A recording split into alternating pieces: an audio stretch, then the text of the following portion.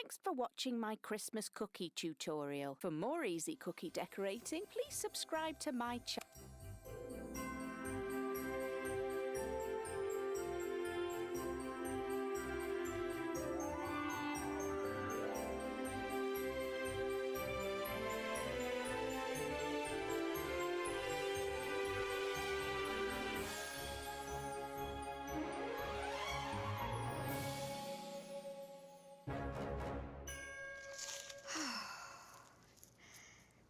Honey, I did it. Whoa! What is going on in here? I know, it's beautiful. Oh, whoa, where did you get that? The gas station. The gas station? No, don't eat that cookie. No. Please do not touch that cookie. No. No. No. Honey, no. No. I'm sorry. Welcome to our online audience to Silver Creek Church Online. Today we're starting our Christmas series, which will be a two-part series, today and next Sunday the 19th. For now, let's get ready to join our friends at North Point Community Church for special Christmas music that will get us in the holiday spirit. So we want to keep the fun going. First of all, Merry Christmas, ladies. Yeah. Merry Christmas, Mr. Colley. You guys want to sing a little Jingle Bells? What do you think? What do you think? Yeah? Okay. Here we go. Jingle bells, jingle all the way. Oh, what fun it is to ride in a one-horse open sleigh. Jingle bells, jingle all the way. Oh, what fun it is to ride in a one-horse open sleigh. Dashing through the snow in a one-horse open sleigh. All the fields we go, laughing all the way. Bells on bobtail ring, making spirits bright. What fun it is to ride and sing a sleighing song tonight. Jingle bells, jingle bells, jingle all the way. Oh, what fun it is to ride in a one-horse open sleigh. Jingle bells, jingle bells, jingle all the way. Oh, what a lot of fun to ride and sing in a one-horse open sleigh. Dashing through the snow, We are dashing in a one-horse open sleigh. one-horse sleigh. All the fields we All go, the fields we go, laughing all the way. all the way. Bells on bobtail ring, making spirits bright. What fun it is to ride and sing on a sleighing song tonight. Here we go. Jingle bells, jingle all the way. Oh, what fun it is to ride in a one-horse open. Oh, what a lot of fun. Jingle bells, jingle all the way. Oh, what fun it is to ride in a one-horse open sleigh. Here we go.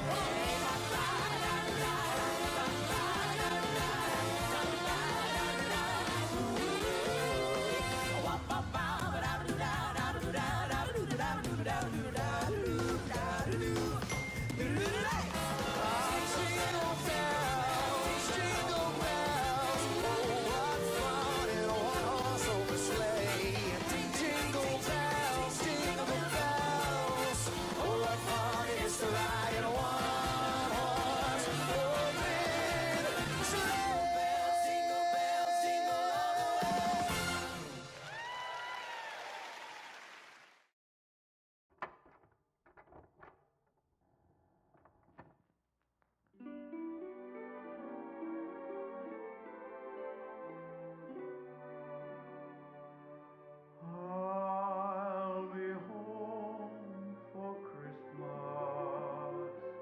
You can count on me. I'll be home for Christmas. You can count on me. Oh man, I love that song. That is my all-time favorite Christmas song. I mean, it just takes me back to when I was a kid and you know, Christmas and everything was great and it was young and all was quiet and right with the world. Well, you know, when I was a really young boy, my dad, he would put on this Bing Crosby record, right? And I still remember the sound of that needle hitting it, that scratch that it made. It's the old-time crooner with the golden tones. And my dad was hilarious. He would grab a spoon from the kitchen and he would sing to my mom like he was a crooner. I remember the smells, you know, the tree and wassail. You know, I could never get a straight answer out of anybody as to what wassail was, but it smelled great. Yep, that was 1978, and all was quiet and right with the world. Well, it's funny, you know, in an ironic way, that Bing Crosby album would represent the shattering of that quiet, you know, as if it were the spoils of war in a battle begun between mom and dad. See, you know, when you're a kid, you don't connect the dots, but you can tell when lines are drawn, and lines were definitely drawn between mom and dad. And apparently, Dad crossed one of those lines. He crossed over and he just couldn't come back. So he left. And he took that stupid Bing Crosby record with him. 1979. Yeah, all was quiet, but nothing was right anymore. You know, over the years, my dad, he transitioned into something else, you know. He just didn't feel like my dad anymore. I mean, maybe it's because my mom always referred to him as your father, because she wouldn't call him anything else. Well, I mean, she would call him other things that weren't quite as nice as your father, but I don't know. He just didn't seem like my dad anymore. I mean, he would come to, you know, games and performances when he could, or we'd spend major holidays together, but I don't know, this is gonna sound terrible, but he always brought chaos with him. And when I say chaos, I'm not talking about his second wife, if that's what you're thinking. No. It's the chaos that comes with knowing that you weren't a priority anymore. Life, it sure became simpler with him gone. I mean, not easier, but simpler. Anyway, that was 30 years ago, and you know, I don't spend much time thinking about the days before Bing left the building. Now I'm married, got my own kids, but wouldn't you know it, I got a call last night from him. Yeah, he left me a voicemail. He's traveling through town and he wants to see the kids and, of course, me. So I'm just sitting here debating whether or not to call him back. You know, I don't know. Listening to that song, I'll be home for Christmas, and I'm thinking, well, is that a promise or a warning? I don't know. Maybe this is the year that he and I make things right. Maybe this is it. But I don't know, you know? Like Bing said, it's a long road back. It's a long road back.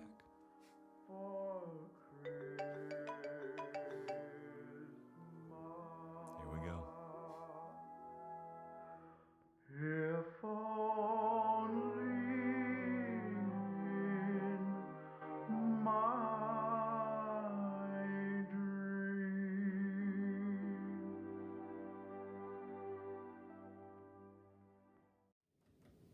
So here we are, and we're going to talk about sharing Christmas. But we showed that video on purpose because there's a lot of us who have stories very similar to that. Some of the characters might have different names and may even be different relatives and different situations, but I think we all can think back to happier days of Christmas. We can all think back to a golden time, a time when we have these great memories of what Christmas is.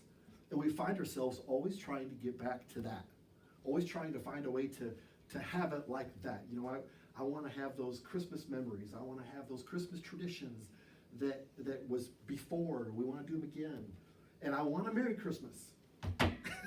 I want a Merry Christmas, right? That's what we all want, but it's not always merry, is it? And if you're like me, I like to look back a lot. That's just the kind of person I am. I look back to the past a lot. And I like to think about the good times. And memories are supposed to make you happy. Memories are supposed to put a smile on your face, but not all memories do that. And one other thing happens is we can find ourselves comparing what we have now to what we had either as a kid or maybe a few years ago. We can compare things, and I think that's what makes it hard. That's what makes us feel torn. That's what makes a longing inside for things as we start comparing, and we don't feel so merry this time of year.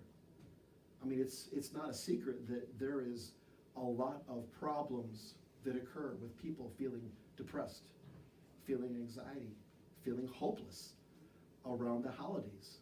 If you work in emergency services, which I know some of you have, you know if you work in hospitals or in places where you care for others, this time of year is when things are heightened. They're busier and they're treating more patients and trying to care for more people who are just feeling hopeless, just sad.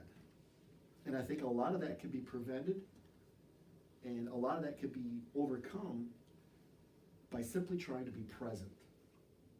I'm trying all the time to be here in the now and present fully instead of letting my mind wander back to what I wish it was like before, or trying to compare to what this Christmas is like. Was it as good as last time, or was it as good as 10 years ago? Or instead of that, what if we just said, hey, forgetting the past, let's just make a new tradition today. Whatever happens today is the tradition. Whatever happens today is Christmas for us, the here and the now. And I think it's important to be present fully. Now, it can be beneficial to look back, so don't get me wrong. I'm not trying to say we should throw out the idea of looking back, because we can learn a lot from our past. We can learn a lot from mistakes that have happened in the past, or things that were negative in the past, and we can learn from that. Much like the Three Stooges, with the boom, boom. Well, then they learn to do this. So when they try to do that, they can't get it right. You can learn from the past and try to block things, try to keep that from happening. And sometimes we discover secrets about the past. When we study and research, we can make more sense of the present because we've figured out something from the past and go, that's why, or that makes more sense. So in the terms of that, in the theme of that idea this year, I want to look back at how Christmas really began. Because when I say the beginning of Christmas, I know what you're probably going to have pictured in your mind. You're probably going to have a nativity scene pictured in your mind. But Christmas didn't begin in a manger. It goes way back much further than that. So Christmas actually began with a guy named Abram. And no, he didn't invent a tank. This is Abram, as in his name changed to Abraham later on. And Abram was someone who spoke to the Lord. Abram was probably a lot like you and me, just an everyday guy. But for some reason, God chose this guy to make some promises that would change the world. We don't know how God spoke to him. We don't know if it was like a tree or a bush that lit on fire and an audible voice came through. We don't know if he was sleeping one night, woke up to a vision. We don't know if an angel. All we know is God spoke to him. It may have been a still small inner voice inside, but God spoke to Abraham nonetheless. And in Genesis chapter 12, we're going to look at that and what happened with that moment. Genesis 12, verse 1. And here's what it said. The Lord had said to Abram, "Go from your country, your people, and your father's household to the land I will show you." And so to kind of gain perspective of what we're talking about here, put yourself in his position. God's saying, I want you to leave everything you know, basically. It's specific right down to your father's household, and your people and your country. It's like, you're not just going next door. You're not just going to relocate maybe to the next state. We're talking to a place that you've never been before. To leave away everything you consider safety, comfort, home, that place that we think about where we feel like, okay, I'm okay, I'm safe here. And in these times, things were very hostile. To think of it this way, when he said going to a foreign land, probably the best comparison you could have is just pretend that you found out you had to move to Afghanistan tomorrow. That's probably a pretty good comparison of what's going to go through your mind right now as you consider that idea. It's like, I don't know anybody there, first off, and most of us at least are going to say, I don't know anybody there. Like, I don't even know the language.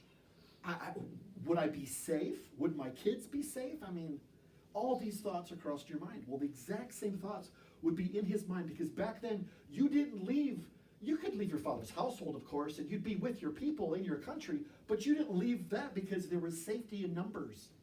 There was safety within your tribe, within your clan, within your nation that you live in. There was safety. You were like, okay, I watch out for you, watch out for me. But it wasn't that way with anybody else. They didn't have alliances. They didn't have NATO. They didn't have the idea of, the world powers. No. There was no working together. Everybody looked out for themselves. And God says to him, I want you to go to the land that I will show you. I will show you. So it's like, where are we going? I'll show you. It's like parents do to kids sometimes. When are we going to be there? When I tell you. It's like, okay, I guess we'll just patiently wait. God's saying basically, you don't know where you're going, and I'm not going to give you a map, but start walking. And when you're there, I'll tell you to stop.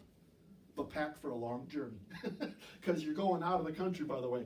So you're going a long way, and you don't even know where you are. It's going to be like, I don't know. Where are you going? I don't know. I'll know when I get there, I hope. You're just going to find out later on.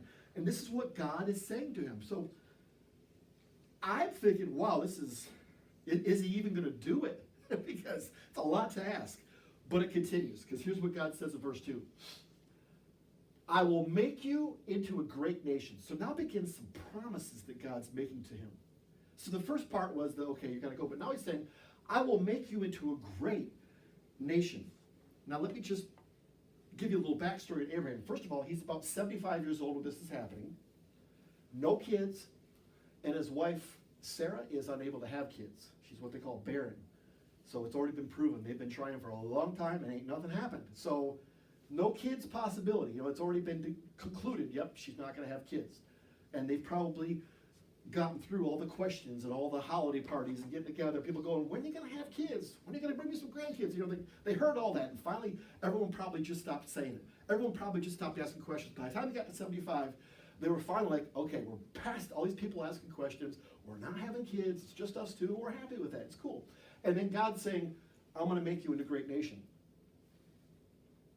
Okay, that's going to be complicated. And he's skeptical now. He's probably wondering, was this God speaking? Was it the lasagna I had last night? Like what, is this really God? Because this is pretty out there. This is pretty fantastic stuff we're hearing. But God continues, and here's what God says next. And I will bless you. I will make your name great. I mean, that's, wow. I mean, your name's going to be great, and I will bless you. But now I gotta point something out too, because I mean, everybody wants to be famous. I mean, I will make it great. I want to be famous too. And he's probably thinking, yeah, I don't want to go somewhere that people don't know me. How is my name going to be great if I go somewhere where no one knows me? How is that even possible? Everybody wants to go where somebody knows your name, but Cheers wasn't even invented yet.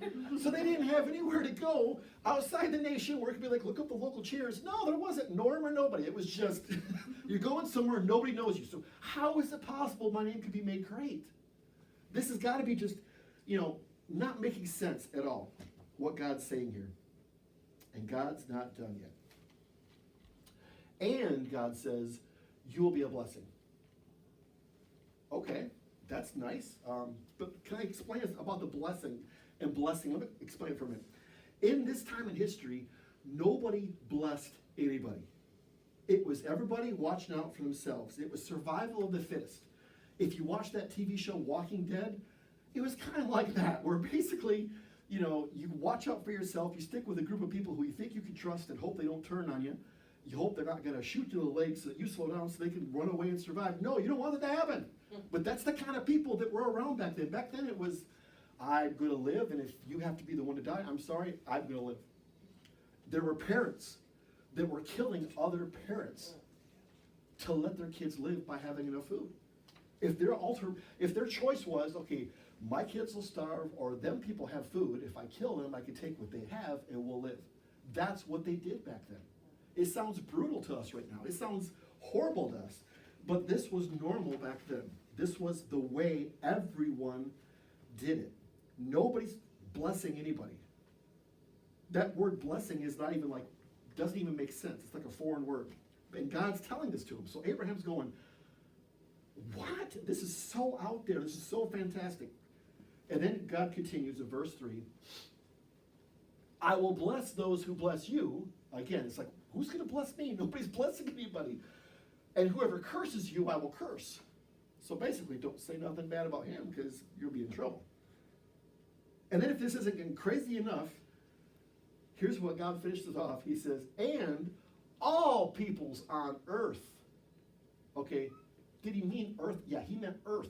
All peoples on earth, the entire planet, will be blessed through you. As if it wasn't enough to say that people will be blessed. Everybody, God's like, just in case you don't understand, everybody on earth, the whole earth is to be blessed because of you. So God is saying every single person now and in the future is going to be blessed because of you, Abraham. Because of you, I'm going to make your name memorable. People are going to know you for years from now. Your name's going to be great, and they'll be blessed because of you. Your descendants will carry a legacy that will help others and make other people's lives better. And all of this is happening through you. So, remembering this culture, people didn't bless people, nations didn't bless nations. In fact, you know, what everybody knew back then was if you're nations, what did nations do for each other? You might ask, what did nations do for each other? Well, here's what nations did for each other. They conquered. They enslaved. After you were conquered, you were enslaved and made into slaves. And then plundered. Basically took everything you had. Everything you had, your identity was stolen. If they didn't kill everybody that was in the camp until there wasn't a single person living, they might take you and put you into their village with the idea of, okay, now you're going to be a servant for us. You're going to be a slave now. You're going to do something for us. This is your new life. Surprise. You know, that's it. That's what was normal back then. It was not normal to conquer somebody and go, okay, we conquered you. Just, you guys are good. We'll see you later. No, it was, we conquered you. Everybody's going, we're going to die. Or we're going to be slaves. It was automatic. That was the expected behavior because everybody was the same. No nation was better than another nation. People didn't have reputations like, oh, you want to go live in that nation because they're really nice. No, everybody's the same. It was survival of the fittest. And Abraham, hearing all of this, chooses to believe it was God speaking to him and chooses to act on it and does exactly what he's told, which is amazing. And as many of you know, because many of you have probably heard this story before, Abraham and Sarah did have a miraculous birth of a son. It was a miracle. And Abraham was over 99 years old when this happened. So almost 25 years later, right? And we know that this happened when he was after 99, because at 99 was when he was circumcised. And so they got very uncomfortable in the room. So this was the first circumcision. Now you might think, oh, Adam was circumcised. No.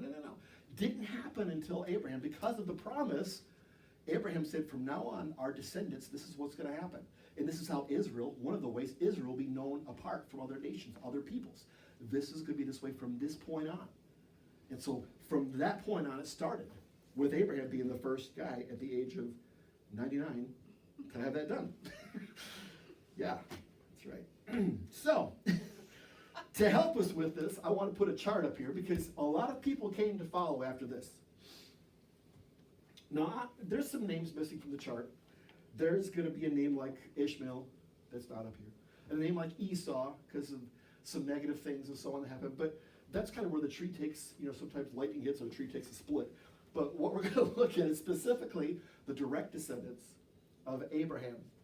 Had a son Isaac, Jacob, and from Jacob it just goes, continues into all of these, and I didn't have room on the screen because it would just go, a lot further down. But among these people are some famous folks that you might have heard of before. First of all, you probably all heard of Joseph and the Amazing Technicolor Dreamcoat, right? Well, before the play, there was a guy named Joseph who had this coat given by his father. His brothers were jealous of him. Some really bad things went down, and, well, it didn't go well for him. He got sold into slavery. And later on from him, there was a guy named Moses. You might remember Moses. Moses is way down through the list. Well, Moses, man, he was famous. Direct descendant of Abraham. Moses helps to lead his people out of Egypt. Well, before that happened, though, there was a suspicious murder that happened. And with this suspicious murder, Moses decides to run away in the middle of the night. He goes somewhere like far, far away, gets married, meets somebody, gets married, has some kids, creates a whole new family. And then when things are going well, he sees a bush on fire, God speaking to him and saying, I want you to go to this place, Egypt, where you came from, the place I came from, yeah, the place you came from. He's hoping, I hope the statute of limitations has run out because it wouldn't be good if I showed up right now. But anyways, he goes back, he does what God says, goes back there, and maybe you know this story. You know, he's talking to Pharaoh, which by the way is his brother. So that's awkward, and he's like, you know, like brothers typically, you know, let me go, no, let me go, no. It's one of these, you know, back and forth, let me go. And they have this all go down, and bad things happen, frogs, bloody water, boils, some nasty stuff goes down. I'm rushing the story. Nasty stuff goes down, but the people finally become a nation. All these descendants become a nation now, which by the way, at this time, is somewhere between, I'm jumping ahead of this, somewhere between 30,000 and 2 million, give or take.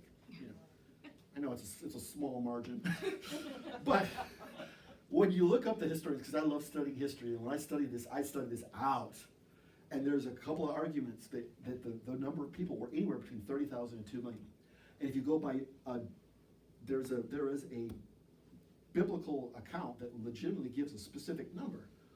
But also, when you look through other scriptures, you can find that, well, was that translation exactly right, or the words used from Greek, all these types of things, Hebrew, and so forth. So anyways, long story is this. It was somewhere, everyone agrees, scholars agree, between 30,000 and 2 million, in between there somewhere. But let's just go with 30,000. Let's just go with the low estimate. 30,000 is a lot of people. That is a nation. And so by this point, they have become a nation. But the sad thing is, and I fast forward through a lot of history, mind you, to get here, but at this point, they're also slaves. They're enslaved by Egypt. So when Moses leads them out of Egypt, he's leading a nation of slaves out of Egypt. And if you know the story too, miracles happened and they got out of there. And so you're wondering at this point, okay, all of this history, all of these fathers are telling their sons the promise made to great-great-great-great-great-great-great-great-great-grandpa Abraham. All these promises that were made, they're sharing. These were recorded so that it could be shared specifically to never forget the promise God made. They wrote down the words never to forget, shared them with their kids, and their kids shared them with their kids. And a lot of stuff's going down that does not look like people are being blessed. It doesn't.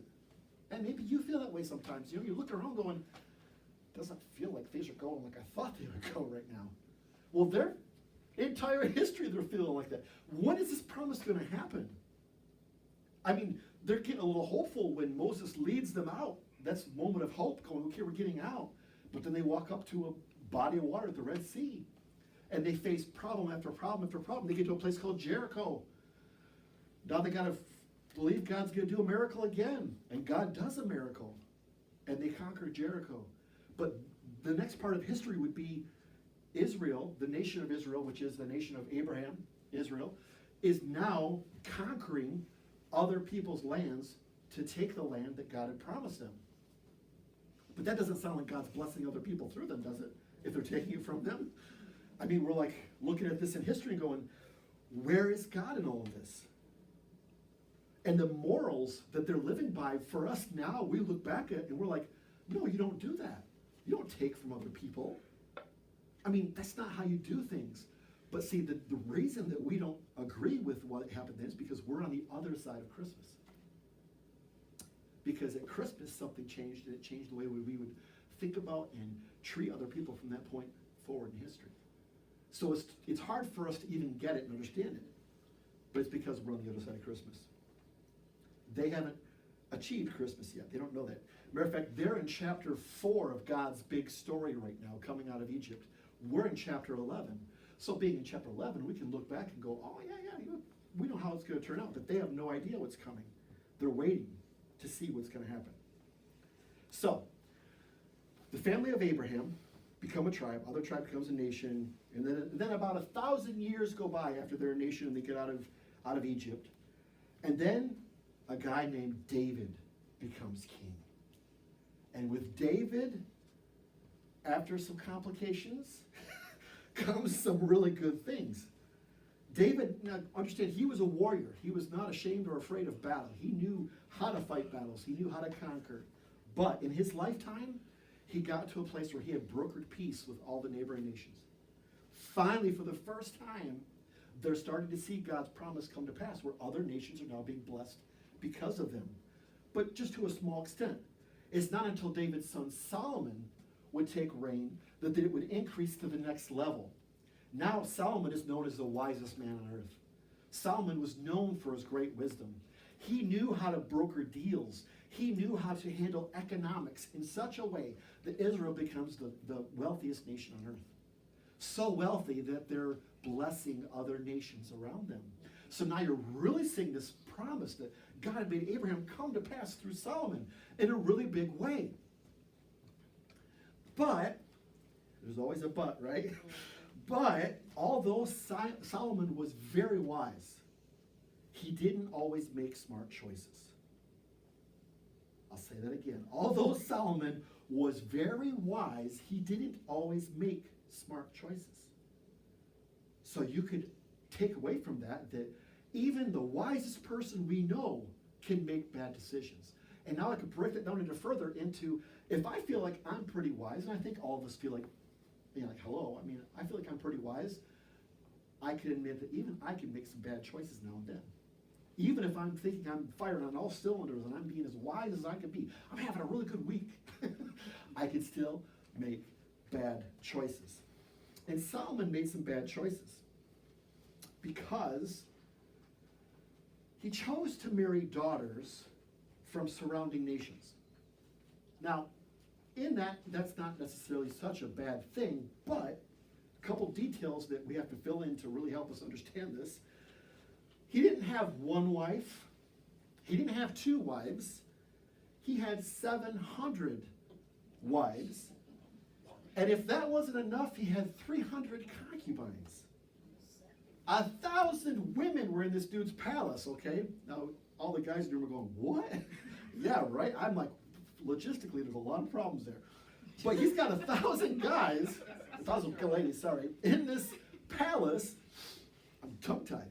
And what in the world? And he's marrying, many of these women are from other nations. Now, for women, in case you don't, I'm going to tell you a secret, in case you don't know this. If you play your cards right, you can greatly influence us guys. And you can sway us to make decisions and do things we might not normally do. Well, these women had an impact on him in such a way that he was influenced. And before he knew it, he was just like checking out their idols and gods that their foreign nations brought with them. And then he was asking more questions until he eventually started worshiping these foreign gods and idols and started building temples for them. Now, he had built a beautiful temple for God in honor of everything that God had done for Abraham. He built a glorious, luxurious temple, but then he started building their temples. Well, God gave him a warning about this. God said, if you forsake me and turn your eyes to other gods, I will divide the nation and I will tear down the temple that you built in my name. So God made a very clear and distinct warning. Don't go this way. It's not going to be good. It's going to tear everything apart if you go that way. And consequently, for the next several hundred years, because of Solomon's choices, Israel is slowly torn apart and conquered by other nations. The citizens were even removed at times and relocated so that, and this is kind of a pretty interesting and smart ploy on other nations conquering. They said, okay, we want to take your more prominent citizens, the more intelligent, the ones who really had good ideas or were really good at doing trades or crafts or skills, and we're going to relocate them in our cities in different places with the idea that they'll be assimilated by us and become like us. So they started scattering Israel throughout the known world at this point. No longer are they together in one group and strong as a nation. Now they're being divided and conquered. With bad decisions come consequences. So some more time goes by and God sends a prophet named Isaiah. And this is at a point when the descendants of Abraham are feeling just at their lowest. Absolutely hopeless. They're at their weakest. They're near extinction as a people and a nation, really. And Isaiah prophesies. And what he prophesied is preserved and recorded for us in Isaiah 49. And I want to look at it here. Here's what Isaiah says. This is amazing. Isaiah says, I will also make you a light for the Gentiles. And he's telling us, this is God speaking through Isaiah. I will also make you a light for the Gentiles. Now the people had to be thinking, okay, wait a minute. Gentiles are why we're in such a mess right now. Gentiles, if you don't know this, are a term they used for everybody else. It was probably a derogatory, a little bit of a slang in a term of just saying, you might call them nerds, or you might look around at people and just go, I hate those kind of people or whatever. That's what they're kind of saying, is they didn't like everybody else. Because they felt like, hey, if we're part of Abraham's descendants, we want to be a blessing to everyone else, but everyone else is conquering us, and now we're not a blessing to anybody. And God's telling them now that you're going to be a light for these other people that are persecuting us. And how are we going to be a light? We're not even a nation anymore. How is that possible? Because lights are meant to illuminate, to light up. And then God continues, that my salvation may reach. And again, this word salvation meaning that, like, rescue, like, what are you saying? God, you're going to rescue them? And he continues, to the ends of the earth. Here's this ends of the earth thing again. So God, you're saying that you're going to make us a light for the Gentiles, that your salvation may reach to the ends of the earth. And it's not making sense to them right now, but they're recording it, they're writing it down, because one thing you can say for Abraham and his descendants was they were faithful to know that God, when he speaks, we may not see the evidence right now, but we're going to write it down, and we believe that someday, somehow, it's going to come to pass. Someday, somehow. So soon after this prophecy is given, the Assyrians come in, and the Assyrians invade and tear down whatever remaining strongholds Israel has left. They tear them down, so there's nothing left. They even tore down that beautiful temple that Solomon built, that opulent, beautiful temple. I mean, the Bible describes so many details about things that were imported from other places. The gold and all of that is torn down and taken away. The temple was their last pillar of faith. The temple was the place that Israel, the people of Abraham, they saw that as their place where God resided. Like, this is God's house, and it was gone now. So now we go another 5-6 generations later after that, and God sends another prophet named Malachi. Malachi says in chapter 1, verse 11, this is God talking again, my name will be great among the nations. God is saying, my name will be great among the nations. To which Israel's probably thinking, okay, your name, in order for your name to be great, Lord, you have to be known. No one knows about you. Because when we're taking and we're diluting to all these places, they're not talking about Lord God Almighty. They're talking about their little gods, their little idols. They don't care about our God because they see us as a defeated people with a powerless God. They don't see our God as having any effect. The whole world for generations after generations are watching us dwindle to nothing. We're becoming less and less and less. To the world, the God of Abraham is the God of yesterday. It's the God of nothing anymore. It's fairy tales to them. The stories they share. But they continue to pass the messages. They continue to pass the things that God said on generation after generation. And there's people that continue to believe that God is going to do something. We just have to wait. Then he finishes the rest of this. My name will be great among the nations, from where the sun rises to where it sets. In every place, incense and pure offerings will be brought to me, because my name will be great among the nations, says the Lord Almighty. Imagine that. My name will be great among the nations, from where the sun sets to... How can that even be? Every single place? And if we pause for a moment, right now where we are, the year 2021, Christianity being the largest religion on earth. And in every single continent of the earth right now, people are in places of worship talking about the Lord God Almighty. Interesting. Getting back to the story though, these people were being treated as lower class citizens. Wherever they were transplanted, these people of Israel, they were not transplanted and then said, oh, look, it's those nice No, it's not like that. It was like, oh, it's those guys. Clean up over there. I mean, they were treated as lower second-class citizens everywhere they went. And as time would go on, Rome would come into power. We all know about Rome. Rome comes into power now. And with Rome, a lot of things start to change. And Rome would definitely mock all the beliefs of the Israel people. I mean, they thought it was hilarious that people would continue to worship a God who seems to be absolutely powerless. To them, it was a joke. It was mockery. And to Rome and the rest of the world, this fairy tale that the priests and the parents would continue to pass on generation after generation was just that, fairy tales. But this is what makes the next part of the story of Christmas so amazing. Knowing that things are at its lowest. All hope is gone. There's been promises made. We've heard that something's supposed to get better, but there's no sign of it happening. And the people of Israel were waiting. That remnant still holding on to knowing God was going to do something, somehow. And do we ever feel like that in circumstances of our life?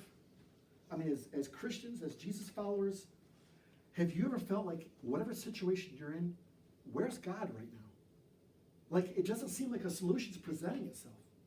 Like, you've been faithfully serving God. You've been faithfully doing what you know you're supposed to do, but it just feels like, where is God right now? Where is he in this situation? Where is he in my life? Where is he in my kids' lives? Where is he at work? Where is he in my neighborhood, in our country? People could be asking, where's God in this situation? Because when things look like there's no hope, we begin to wonder. We begin to question. At times, you feel like everything's going to, as I'll say from Melissa last week, HE double hockey sticks in a handbasket. But did you know, I did some research on that because I'm just curious that way about history. Do you know where the term handbasket comes from? This is really interesting.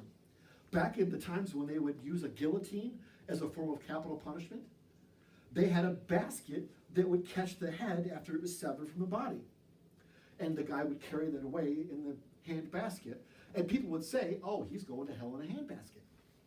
Because in their term, it was whatever crime you did, it was so awful that you must be going to hell, to Hades, because you murdered somebody or you were just, whatever you did was so bad that you got that punishment, oh, they're definitely going to hell in a handbasket. I said H double hockey sticks the first time, Melissa, it's okay. So, that's where that term comes from. Isn't that interesting? Things you learn in church you never knew. So, we all have moments where we wonder, where is God? We all have moments where we're questioning, this looks so hopeless, where is God in this situation? And Christmas hasn't happened yet for Israel. But then, the time had come. In Galatians chapter 4, verse 4, it says, but when the time had fully come, the set time had fully come. Meaning that there was a predetermined time. In other words, there's a story unfolding, and now this is supposed to be happening right here, right now. That this is part of a bigger story. You see, now that Rome had come into a superpower, a lot of things changed. Highway systems were now in place. Highway systems providing roads that make it possible to travel between countries faster than any other time known previously on Earth. It was now possible for interstate travel. A port system is in place, making it possible for sailing to take place and for trade and commerce, but also for people to carry messages if they want, to travel from places into continents never before traveled because it was impossible before. But now there's a system in place making it possible for a message to travel further than any other time in the known world. The time had fully come when leaders in Israel knew they had no way possible of their nation rising to power. They were too diluted, they were too scattered, they were too separated apart. It was impossible. It would require a miracle for this prophecy to take place. It would require something that they had never seen before for this miracle, this prophecy that God had given through Abraham.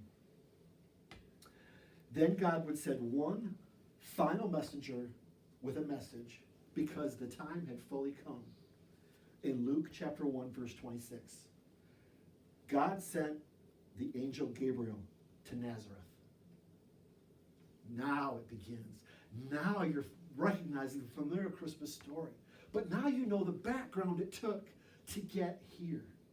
The people had been through so much. And now another messenger comes because the time had fully come. God sent the angel Gabriel to Nazareth, a town in Galilee, to a virgin pledged to be married to a man named Joseph. By the way, a descendant of David. Now we're seeing it come to pass. And you can see that picture in your mind of the manger set up at church. Because now we hear this verse, we're like, oh yeah. Maybe it was a figurine set that your mom and dad put out when you were a little kid. Maybe there's something that you just remember that when you think of Christmas, when you think of this scene in the manger, this is what comes to mind. And many of us know the story by heart of what happens after this. But now you know why Christmas is so important. It's more than a decorated pine tree in a house. It's more than a fat man in a red suit who breaks into homes, by the way, and acts like he's Robin Hood. What's up with that?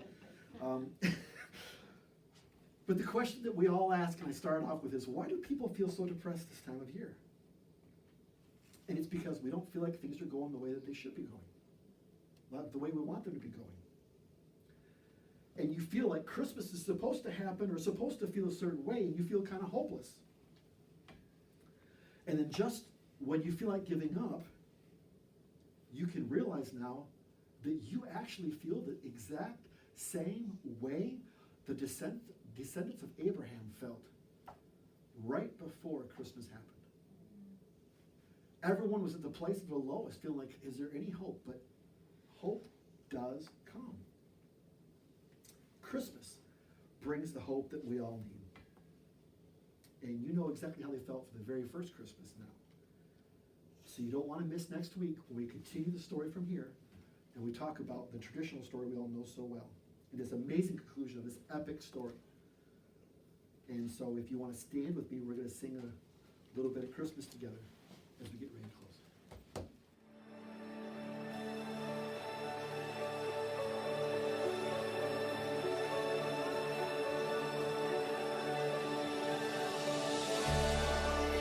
Well, good morning once again. We hope you guys will sing with us. Merry Christmas to you.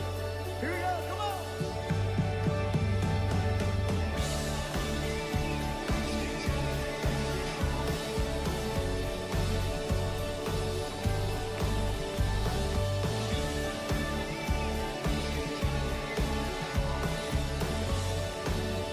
Sing this together. Hark the herald. Hark the herald angels sing. Glory to the newborn King. Peace on earth and mercy mild. God and sinners reconciled. Joyful all ye nations rise. Join the triumph of the skies. With angelic hosts proclaim, Christ is born in Bethlehem.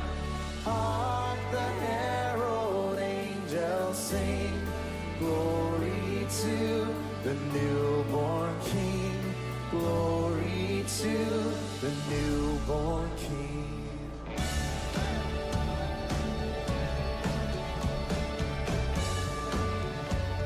Sing hail to heaven.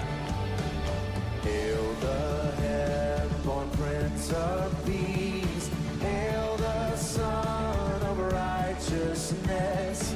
Light and life to all he brings. Risen with healing in his wings. Mild he lays his glory by. Born that men no more may die.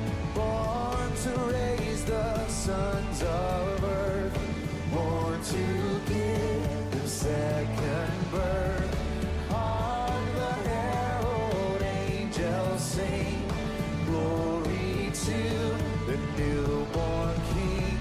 Glory to the newborn King. We sing.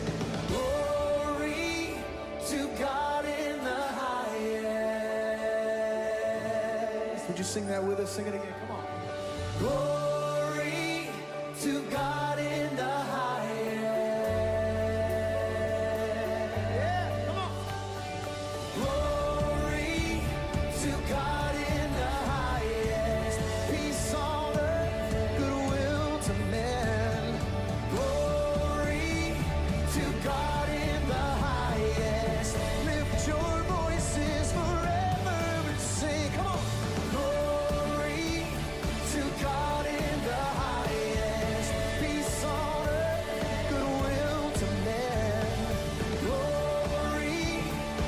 God in the highest. Lift your voices forever and sing it. Glory to God in the highest. Glory to God in the highest. Hark the herald angels sing, glory to the newborn King. Peace on earth and mercy mild, God and sinners reconciled. Joyful all ye nations rise, join the triumph of the sky. With angelic hosts proclaim, Christ is born in Bethlehem. Hark the herald angels sing, glory to